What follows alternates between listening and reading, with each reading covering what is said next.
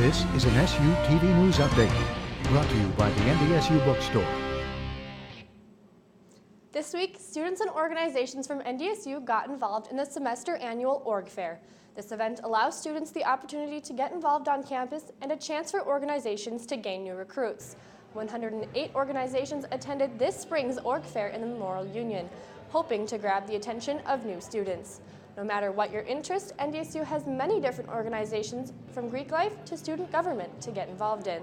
Organization leaders say the fair is a great opportunity. In college, a community of friends is so important, and it does this for each student. They can get involved in a community or an organization. I think this expo is a really great thing.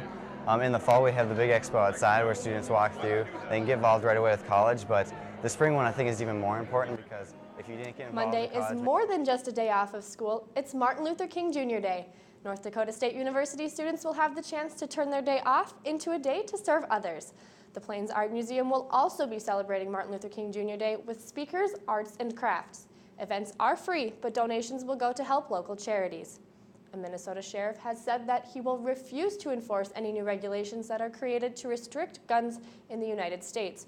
Robin Cole, sheriff of Pine County, Minnesota, claims that the federal government doesn't have the right to order states to follow mandates that violates the United States Constitution. Cole sent this opinion in an open letter to residents this week, in which he goes on to say that it's a moral sin to erode freedom through presidential mandates. This morning, the Jacksonville Jaguars hired a former Bison player and coach. Gus Bradley, most recently the Seattle Seahawks defensive coordinator, will take over a team that went 2-14 this season. Bradley was a free safety and a punter for the Bison from 1984 to 1988 and was on the Division II National Championship team in '88. He then took 2 coaching stints with NDSU from '90 to '91 and '96 to 2005. After that, Bradley made the move to the NFL, where he was the defensive quality control coach for the Bucs. Gus Bradley will try to improve the Jaguars' defense, which ranked 30th in the NFL last season.